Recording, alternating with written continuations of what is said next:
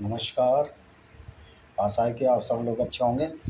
आज एक हम वीडियो इस पर बना रहे हैं कि जो मोहम्मद बिन कासिम, जो कि उम्मेद उम्मेद खलीफा का एक कमांडर था, वार कमांडर था।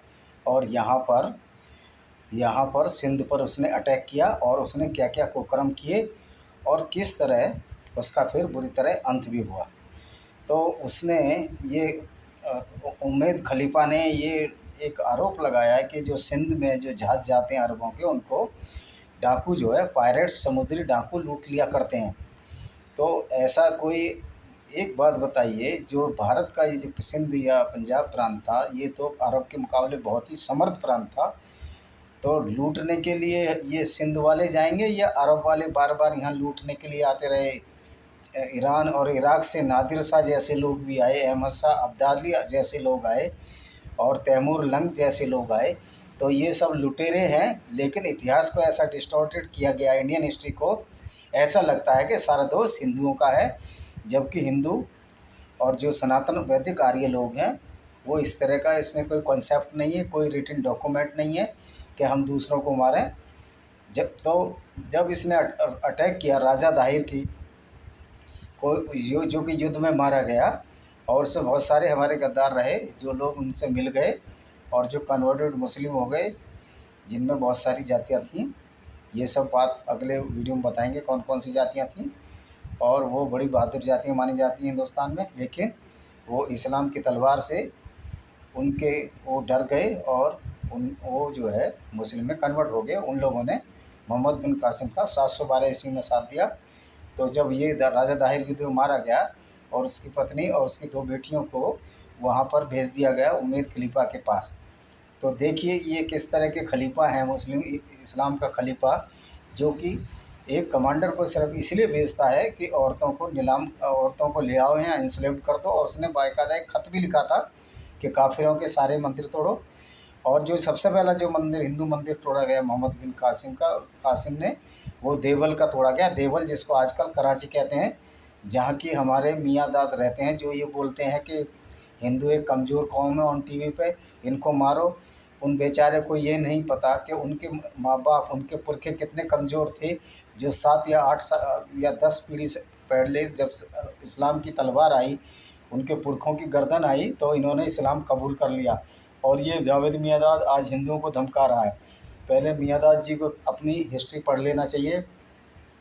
ऐसा ही एक और वो एक प्लेयर है जावेद इंजमाम उल हक, उसने ब्रान लारा को दावत दी थी, काहे की? ईमान की दावत। क्या इसी को ईमान कहते हैं कि दूसरों की स्त्रियों, काफिर की स्त्रियों को बलात्कार करो, उनको लूटो और उनके बच्चों को एनस्लेव्ड करो, नौकर बनाओ, गुलाम बनाओ, और औरतों को सेक्स स्लेव, लौंडी बनाकर उनको मिस्र के बाज़ारों में बेच दो, दिनार दिन। जैसे कि हिंदू औरतों को भी काबुल से लेके अरब तक के बाज़ारों में बेचा गया। और ये जितने भी पाकिस्तानी हमारे भाई हैं, जो थोड़ा हिस्ट्री पढ़ लें, थोड़ा इतिहास भी पढ़ लें, वो देख लें कि किस किस की तलवार, किस किस उनके पुरखे पर इस्लाम की तलवार चली और उनको ज़बरदस्ती मुसलमान बनाया गया।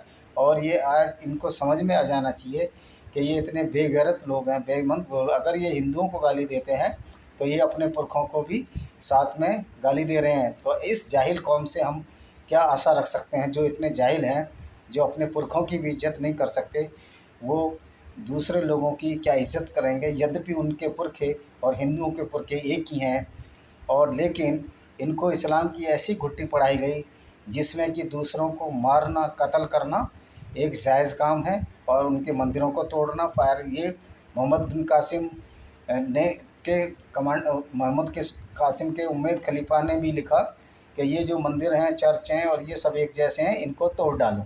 ये बाकायदा उसने चिट्ठी लिखी। और उसने सबसे पहला जो मंदिर तोड़ा था देवल या कराची में तोड़ा, जिसमें जावेद मियांदाद जी आज रहते हैं। इनके पुरखों को भी ज़बरदस्ती मुसलमान बनाया गया होगा, अगर ये पीछे की पीढ़ियों में जाएँ तो ये लोग बहुत डरपोक लोग हैं। और ये जब सारे कन्वर्ट हो गए ज़बरदस्ती, तो ये अब उन लोगों को धमकाने का काम कर रहे हैं कि जो कि अपना धर्म, सनातन धर्म और आर्य धर्म नहीं छोड़ा।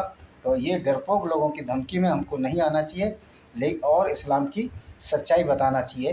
तो मोहम्मद बिन कासिम एक लुटेरा था, और उसको जब किसी ने बोल दिया कि ये जो पवित्र हो गई हैं जो लड़कियां भेजी हैं राजा दाहिर की दोनों, तब उसको जिंदा ऊँट की काल में सिलवा दिया और वो मौसूल में जाते जाते मर गया। ऐसा कहा जाता है कि उसको जो है हिंगोल पार पाकिस्तान मकरान में दफनाया गया, लेकिन इसकी सत्यता पर संदेह है क्योंकि उसकी डेथ तो मौसूल इराक़ में हुई थी, वो इराक़ जहां अबू बकर अल बगदादी रैपिस्ट का इलाका था। तो ये इसी तरह के लोग हैं, इनके यहाँ औरतों की कोई इज़्ज़त नहीं है और ये दूसरों की औरतों की भी इज़्ज़त नहीं करते हैं। और इनको रैप करना, औरतों के साथ, काफिरों की औरतों के साथ रैप करना इनका एक हक है। ये एक डॉक्यूमेंटेड प्रूफ है, कुरान में इस बात को लिखा हो गया है, माल गनीमत हदीसों में भी लिखा गया है कि आप काफिर के स्त्री के साथ बलात्कार करो। और दूसरा एक पहलू ये है कि अगर कोई नॉन मुस्लिम किसी मुस्लिम स्त्री से वो करता है, शादी करता है, तो उसको इस्लाम अपनाना पड़ेगा। लेकिन यदि कोई लेकिन यदि कोई हिंदू लड़की या गैर मुस्लिम लड़की मुस्लिम से शादी करती है तो उसको भी कन्वर्ट होकर इस्लाम में जाना पड़ेगा। तो ये ऐसी डिक्टेटरशिप अल्लाह की है जिसमें कि सारे मोमिन्स को सुपीरियर बताया गया है और सबको दो हिस्सों में बांट दिया गया है। उसी का अनुपालन मोहम्मद बिन कासिम ने किया, क्योंकि 712 कोई ज़्यादा पुराना नहीं था और ये कर्ण जब इस्लाम चला ही चला था। 630 के आसपास इस्लाम का जो प्रीच किया गया था मोहम्मद साहब द्वारा। तो 630 से इस्लाम को पैदा हुए जब 60-70 साल हुए थे। और जो ये मोहम्मद बिन कासिम था ये 695 में पैदा हुआ था, तो ज़्यादा दिन की बात नहीं थी, 60-70 साल थी। और उसमें बड़ी ज़बरदस्ती लोगों को, ज्यूज़ को और जोरस्टियंस को मार मार कर मुसलमान बनाया जा रहा था, उनके ज़बरदस्ती खतने कराए जा रहे थे। यही काम टीपू सुल्तान ने भी किया, हिंदू और ईसाइयों का ज़बरदस्त खतना कराया गया। और उसमें ये कांग्रेस जो है टीपू की जयंती मनाती है। टीपू बहुत बहादुर था। टीपू क्या बहादुर था, टीपू एक हत्यारा था, उसका बाप भी ऐसा ही था। इन्होंने एक हिंदू राजा, मैसूर राजा जो अल्पवयस्क राजा था, उसका ज़बरदस्ती राज छीना और दिखा दिया कि उत्तराधिकारी के रूप में लिया। ऐसा कुछ नहीं था, राजा बहुत छोटा था। और आज बड़े गर्व की बात है कि मैसूर राजघराना एक हिंदू राजवंश के अंदर में है। तो इन्होंने जितना भी खुराफात की है इस्लाम के उदय होने के बाद, तो जो इतनी भी इनकी आयतें हैं उनकी वजह से इन्होंने ये सब किया। और आप ये देख लीजिए कि मोहम्मद साहब के ज़माने में भी जो जूस कबीले दिन रात लूटे जाते थे, उसमें मोहम्मद साहब के साथ किस तरह के आदमी थे जो कि लूटते थे, वार बूटियाँ वसूलते थे और बलात्कार करते थे। जैसे कि बनु कुरैज़ा के साथ किया। बनु नादिर को तो इन्होंने वहाँ से अरब से भगाई दिया, वहाँ जहाँ रह रहे थे उससे दूसरी जगह चले गए वो लोग। तो इस तरह इन्होंने एक तरह से लैंड जिहाद भी किया और लफ्ज़ जिहाद भी किया, जैसा अभी भी कर रहे हैं। और ये मानने को तैयार ही नहीं है कि कुरान में हिंसा है, जबकि ये वस्तुत सत्य है कि कुरान में हिंसा है।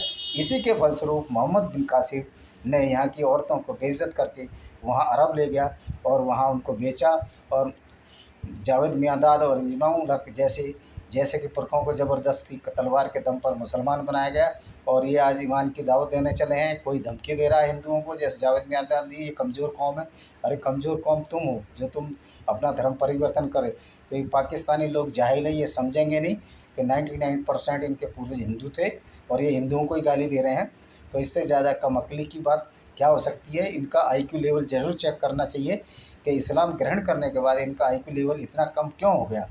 तो ये सब बात है कि जब भी आप कुरान को पढ़ें या इस्लाम को पढ़ें तो बुद्धि आपकी बाहर हो जाती है और इस्लाम अंदर हो जाता है।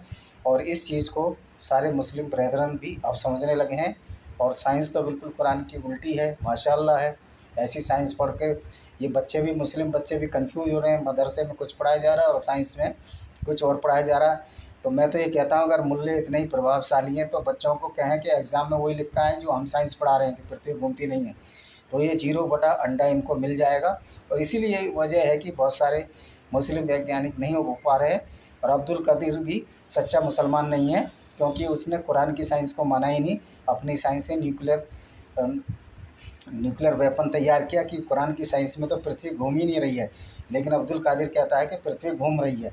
तो ये भी सच्चा मुसलमान नहीं है, ये कुरान पर नहीं चलता। जो भी बुद्धिमान लोग हैं जो कि कुरान पर नहीं चलते वो सच्चे मुसलमान नहीं हैं, और वो भी वाजबे कत्ल है और वो भी मुर्तद है कुरान की भाषा में। तो वहाँ बुद्धि का तो कोई विनियोग बुद्धि के लिए तो वहाँ कोई उपयुक्त स्थान ही नहीं है। तो ऐसी किताब को अगर कोई क्रिटिसाइज़ करता है तो इसको मारने की धमकी देते हैं। अगर आप लोगों में हिम्मत है तो आप लोग डिस्कशन कीजिए और बताइए कि ये कुरान की जो आयत है उसके बारे में आपका गलत विचार है। हालांकि अभी जो सुदर्शन न्यूज़ ने जो खबरें चलाई हैं, जो 13 दिन लगातार इनका घमासान चला है, उसमें कोई भी मुल्ला और मौलवी ये नहीं साबित कर पाया कि कुरान और इस्लाम में शांति है। और इन्हीं शब्दों के साथ कि आप मेरे वीडियो को ज़रूर देखें, सब्सक्राइब करें, लाइक करें और आगे इसी तरह हिस्ट्री की नई नई बातों को आपके सामने लाता रहूँगा। जय हिंद, वंदे मातरम।